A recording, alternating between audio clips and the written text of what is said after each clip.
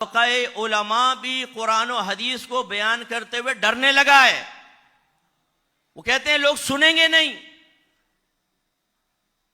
ایک مولانا صاحب بیان کر رہے تھے کہ غوث پاک رضی اللہ تعالیٰ عنہ کا اگر کوئی پہلے نام بے وضو لے لیا کرتا تھا مر جاتا تھا. پھر اللہ نے فرمایا عبد القادر یہ آپ کیا کر رہے ہیں؟ تو انہوں نے کہا اچھا ٹھیک ہے. اس کے بعد اگر وہ بے وضو نام لیتا تو ایک بال ٹوٹ جایا کرتا تھا. ہماری عوام کو یہ تماشے چاہیے. عمل کا نہ کہو, اطاعت رسول کا نہ کہو, حرام کے چھوڑنے کا نہ کہو. ہمیں یہ قصے سناؤ, کہانیاں سناؤ, چسنیاں پلاؤ. اور ہمارے بہت سارے اہل علم بھی اسی طریق پر چل کر ترک حکمت کر کے اور آج تنزلی کا عظیم شکار ہیں. ہماری مسجدیں دیکھ لیں. میں بڑی بڑی مساجد کے اندر بیان کے لیے جاتا ہوں اور میری عجیب طبیعت ہے, میں ہمیشہ معلوم کرتا ہوں مسجد میں کیا ہو رہا ہے. زیادہ سے زیادہ حفظ کا مدرسہ اور ناظرہ, اس سے اوپر نہیں. نام حفظ کے خلاف ہے نہ ناظرہ کے خلاف ہے, لیکن میں گزارش تو کرنے کا حق رکھتا ہوں نا کہ بھائی ناظرے کا تو مطالبہ شرع بھی نہیں ہے. اگر آپ نے ناظرہ پڑھانا ہے ضرور پڑھائیں, یہ عادت ترک نہیں ہونی چاہیے. چلو بچہ مسجد میں آتا ہے پڑھتا ہے, لیکن کیا صرف ناظرہ پڑھا دینے سے فیض قرآن ہمارے بچے کو حاصل ہو جائے گا؟ کیا ایک حافظ قرآن جو قرآن کو حفظ کرے لیکن اس کے حرام کو حرام اور حلال کو حلال نہ جانے اور قرآن حفظ کرنے کے بعد لڑکی بازی کرے, وہ گالیاں بکے, وہ آوارہ گرد دوستوں کے ساتھ رہے, وہ سگریٹیں پیے, وہ اپنے آپ کو ایک شرعی دلیل نہ بنائے بلکہ گناہ پر دلیل بنا کر نوجوانوں کو گناہوں پر دلیر کرے؟ کیا اس لیے حفظ قرآن کا ہم نے مدرسہ قائم کیا تھا؟ بے عمل قسم کے حافظ قرآن پیدا کریں, داڑیاں منڈاتے رہیں, اور جب رمضان آئے تو پیسہ کمانے کے لیے داڑیاں بڑھا کے مسجدوں کے مصلی پہ کھڑے ہو جائیں, اور تراویح میں قرآن سنانے کے بعد 27 میں پھر داڑھی صاف کروائیں اور پھر پہنچ جائیں اپنی بہنوں کی زیارت کے لیے زمزمہ اور طارق روڈ پر. یہ ہمارے حافظوں کا حال ہے. کیوں ایسا ہوا ہے؟ ہم نے حکمتیں ترک کر دی ہیں. اگر ایک بچہ حفظ کرنے آیا, ناظرہ پڑھنے کے لیے آیا, اسے ایسا بنانا چاہیے تھا کہ وہ دین کا خدمت گزار بھی ہوتا, اسے شرعی مسائل بھی آتے, اس کی ظاہری باطنی تربیت کا اہتمام بھی ہوتا. ہماری بڑی بڑی مسجدیں ہیں, اس میں ہماری درس نظامی کی کلاسز ہونے چاہیے تھیں. ایک خطیب صاحب 25 سال ممبر میں بیٹھ کر اچھل کر بیان کرتے ہیں, لیکن کون ذمہ داری اٹھائے؟ کون محلے کے نوجوانوں کا ذہن بنا کے ان کو درس نظامی کی طرف مائل کرے؟ کون شہر کے پڑھے لکھے لوگوں پر دین کی طرف مائل کر کے شہر کے لوگوں سے ان کی کیمسٹری چونکہ میچ کرتی ہے ان کو دین کے لیے استعمال کرے؟ نو. کون کرے بھائی؟ کیوں کرے؟ یہ بھاری ذمہ داری کیوں لے؟ کمیٹی ہمیں اتنی سیلری کوئی دیتی ہے کہ ہم اتنی ساری خدمت کریں گے؟ اور دوسرا, یہ کمیٹیاں ہماری مسجد کی یہ حکمت سے خالی. اگر کوئی عالم دین اپنے طور پر اچھا کام کرنے لگے, ان کو تشویش پیدا ہو جاتی ہے کہ یہ ہماری مسجد کی حکومت ہمارے ہاتھ سے گئی.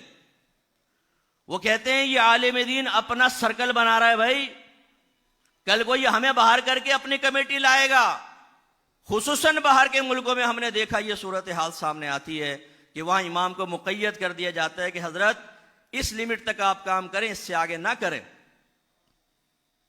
تو اس لیے خصوصاً جو فارغ ہونے والے بچے ہیں, ان سے انتہائی دائرہ ادب میں رہ کر, آپ بہت بڑے ہیں ماشاءاللہ, ہم سے بھی اچھے آپ نے پڑھا ہے, یقیناً مفتی صاحب کی صحبت میں بھی رہے ہیں, لیکن اگر آپ حکمت اختیار نہیں کریں گے تو آپ بھی اہل سنت کی تباہی میں بہت بڑا کردار ادا کریں گے.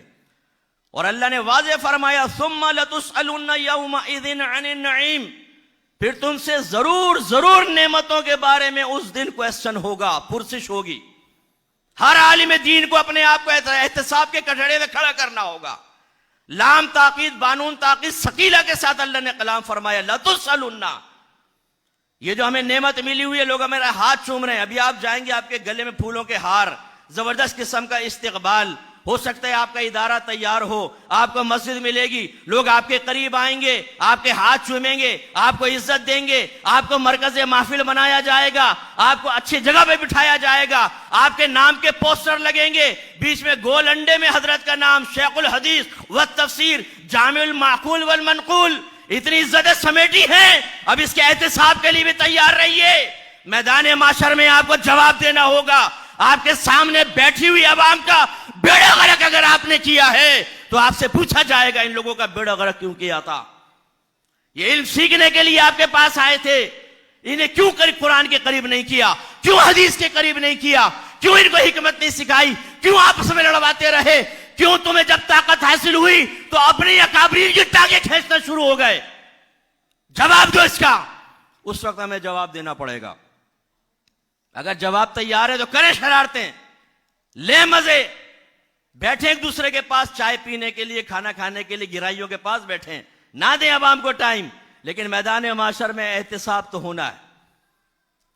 تو اپنے بیان کو اختتام کی طرف لاتے ہوئے گزارش کرتا ہوں، ہمارے اکابرین، اسی طرح گھر کے جو سمجھدار سرپرست ہوتے ہیں، وہ بہت ساری چیزوں کو حکمت کے ساتھ اختیار کرتے ہیں. ہم جو متبعین ہیں وہ عمومی طور پر دو گروہوں میں تقسیم ہوتے ہیں. ایک وہ ہوتے ہیں جو اپنے علم، اپنے تجربے، اپنی دانشمندی کی بنیاد پر ان رہنماؤں کے فیصلوں، ان کے رویوں، ان کی ایکٹیویٹیز، ان کے تعلقات کے بارے میں حسن ظن قائم کرتے ہیں. اور یہ حسن ظن ایسا نہیں ہوتا دلیل کے بغیر ہو. بعض ایسے ہوتے ہیں جو مکمل جان جاتے ہیں اس کے پیچھے کیا حکمت ہے، اور اگر فرض کر لیں کوئی حکمت نہیں سمجھ پاتے تو اپنے اکابرین پر کامل اعتماد کرتے ہوئے کہ عرصے دراز تک لیڈ کیا ہے، ایک بے داغ ماضی موجود ہے، بڑے بڑے عہدے اور بعض اوقات بڑی بڑی عزتیں پانے کے باوجود اپنے ذاتی مفادات سے ہمیشہ اپنے آپ کو دور رکھ کر ہر اسکینڈل سے محفوظ ہیں، تو وہ حسن ظن قائم کرتے ہیں کہ جو فیصلہ کیا ہوگا حکمت سمجھ میں نہیں آئی لیکن درستی ہوگا. اور ایک دوسرا ہوتا ہے گروہ جو یا تو حکمت سمجھ لیتا ہے اور نہیں سمجھ پاتا تو وہ کوئی مثبت رویہ اختیار نہیں کرتا، وہ فوراً منفی رویہ اختیار کرتا ہے. اور جب دل میں بغاوت پیدا ہوتی ہے، ذہن کے اندر منفی خیالات جنم لیتے ہیں، تو فوراً نفس و شیطان آ کر کہتے ہیں کہ اس کو اپنی ذات تک محدود نہ رکھو بلکہ دوسروں کو قائل کرو، تم ثابت کرو کہ تمہاری عقل بڑوں کی عقل سے زیادہ ہے، تم اپنے مذہب اور مسلک کے سلسلے میں ان سے زیادہ مخلص ہو. سارے چنے بیچ رہے ہیں، وہ پی پی ہو چکے ہیں اور تم ٹی ٹی ہو. Do you know what is T T P P? T T ٹن ٹن اور پی پی پل پلا. سارے پل پلے ہو چکے ہیں. یہ ہے ٹی ٹی صاحب. ان ٹی ٹی صاحب کی سن لو. تو پھر جب شیطان یہ اس کو بہکاتا ہے کہ تیری یہ عظیم ترین سوچ جو مسلک اور مذہب کو بچائے گی، اس کو اپنی ذات تک محدود نہ رکھو، اس کو لوگوں تک پہنچاؤ، پھر وہ لوگوں میں ڈسکس کرتا ہے. میں حسن ظن قائم کرتا ہوں لیکن صرف ایک فرضی بات کر رہا ہوں. ہو سکتا ہے آپ میں سے بھی ایسے ہوں جو ہو سکتا ہے نجی معافی، یار یہ نہیں کرنا چاہیے تھا، واقعی بات صحیح کہہ رہا وہ، یہ نہیں کرنا چاہیے تھا، یہ نہیں کرنا چاہیے تھا. او بھائی، اپنے اندر ذرا ہمت پیدا کریں، حکمت کے قریب آئیں، اپنے بڑوں کے ساتھ حسن ظن قائم کرنے کی کوشش کریں. اسی نے ہمارے مذہب اور مسلک کو تباہ کر دیا. اسی نے ہمارے مذہب اور مسلک کو نقصان پہنچایا. آخر میں بس ایک جملہ کہہ کر اپنا بیان ختم کرتا ہوں کہ حکمت یہ گاڈ گفٹڈ بھی ہوتی ہے، یہ قرآن و حدیث کی تعلیمات پر غور و تفکر سے بھی حاصل ہوتی ہے، یہ مشاہدات سے بھی حاصل ہوتی ہے، اور اس کے علاوہ اپنے بڑوں کی صحبت میں رہ کر اور ان کے تمام فیصلے، رویے، ان کی ایکٹیویٹیز پر نظر رکھنے سے بھی حاصل ہوتی ہے. ہمیشہ متحد ہو کر کام کرنے کی ضرورت ہے. اگر ہم ٹوٹ پھوٹ کا شکار ہوں گے تو تباہ ہوں گے. ہندوستان میں علماء موجود ہیں، وہ اپنے ماحول کے اعتبار سے، جیسے وہاں مسلمانوں پر عرصہ حیات تنگ ہے، وہ اپنی اپنی حکمت اختیار کرتے ہیں، بلکہ علاقائی اعتبار سے جہاں غیر مسلمین کا غلبہ ہے وہاں الگ حکمت ہے، جہاں مسلمانوں کا غلبہ ہے وہ اپنی حکمت اختیار کرتے ہیں. ایسے ہی پاکستان میں، ایسے ہی باہر کے ملکوں میں آپ دیکھیں، وہاں پر وہاں کے علماء اپنے ماحول کے اعتبار سے حکمت اختیار کر کے مسلک کی خدمت کر رہے ہیں. ایسی حرمین شریفین میں جو علماء اہل سنت ہیں، وہ وہاں کے قوانین کے اعتبار سے وہاں کی سختیوں یا نرمیوں کے اعتبار سے اپنے لیے دین اسلام کے کام کے لیے یا اہل سنت کے کام کے لیے حکمت اختیار کر رہے ہیں۔